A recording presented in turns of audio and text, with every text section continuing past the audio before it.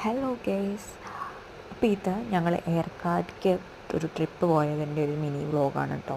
Vlog ചെയ്യണം എന്നുള്ള ഉദ്ദേശത്തോടു കൂടി എടുത്തതൊന്നുമല്ല, ജസ്റ്റ് വീഡിയോ എടുത്തപ്പോൾ അതിനൊരു വ്ളോഗ് ചെയ്യാൻ തോന്നിയപ്പോൾ ചെയ്തതാണ്.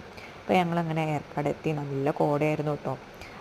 നമ്മൾ ഏർക്കാടിക്ക് പോകുന്ന വഴിയും ഏർക്കാട് എത്തിയപ്പോഴും ഒക്കെ ഫുള്ള് കോടയായിരുന്നു. ഞങ്ങളൊരു ജനുവരി സമയത്താട്ടോ പോയത്. ഇത് ഞങ്ങൾ ആക്ച്വലി സ്റ്റേ ചെയ്യുന്ന സ്ഥലത്തുള്ള ഒരു വ്യൂ ആണ്. അപ്പോൾ ഇത് ഏർലി മോർണിംഗ് ആണ്, കുറച്ച് കോട കുറഞ്ഞ സമയമായിരുന്നു ഞാൻ വീഡിയോ എടുത്തത്. പിന്നെ ഞങ്ങൾ സൈറ്റ് സീയിങ്ങിന് പോയപ്പോൾ അവിടെയും ഫുള്ള് നല്ല രീതിയിൽ തിക്കായിട്ട് തന്നെ കോട ഉണ്ടായിരുന്നു, കോടമഞ്ഞ്.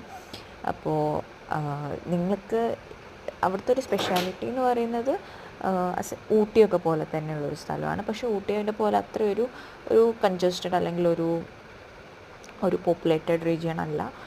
അതുകൊണ്ട് തന്നെ ഹോളിഡേയ്സൊക്കെ എൻജോയ് ചെയ്യാൻ പറ്റിയ ഒരു പ്ലേസാണ് കേട്ടോ. നല്ല രസമായിരുന്നു, നല്ല ക്ലൈമറ്റും ആയിരുന്നു, തണുപ്പും ഒക്കെ ആയിട്ട്. ഇത് പീക്കു പാർക്കാണ്. അതായത് അവിടെ ഇങ്ങനെ പല അനിമൽസിൻ്റെയും ബേർഡ്സിൻ്റെയും ഒക്കെ ഒരു പാർക്കാണ്. നമുക്ക് അവരെ പോയിട്ട് അങ്ങനെ താലോലിക്കാനും ഒക്കെ പറ്റുന്നൊരു പ്ലേസാണ് കേട്ടോ. അപ്പോൾ അവിടെ കുറേ ഡോഗ്സൊക്കെ ഉണ്ട്.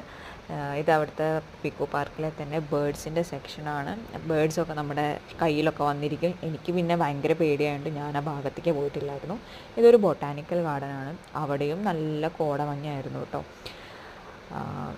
ഫുള്ള് ഇത്രയും കോടമഞ്ഞ് ഞാൻ എക്സ്പീരിയൻസ് ചെയ്യുന്നത് ആക്ച്വലി ഏർക്കാട് പോയിട്ടാണ്.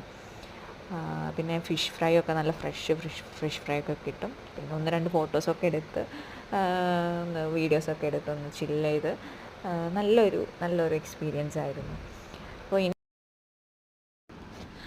അപ്പോൾ ഇനി ആരെങ്കിലും ഊട്ടിക്കൊക്കെ ട്രിപ്പ് പ്ലാൻ ചെയ്യുന്നുണ്ടെങ്കിൽ ഏർക്കാട് ഒരു സജഷനായിട്ട് കൊടുക്കൂ കേട്ടോ, നല്ലതായിരിക്കും. അപ്പോൾ ബൈ.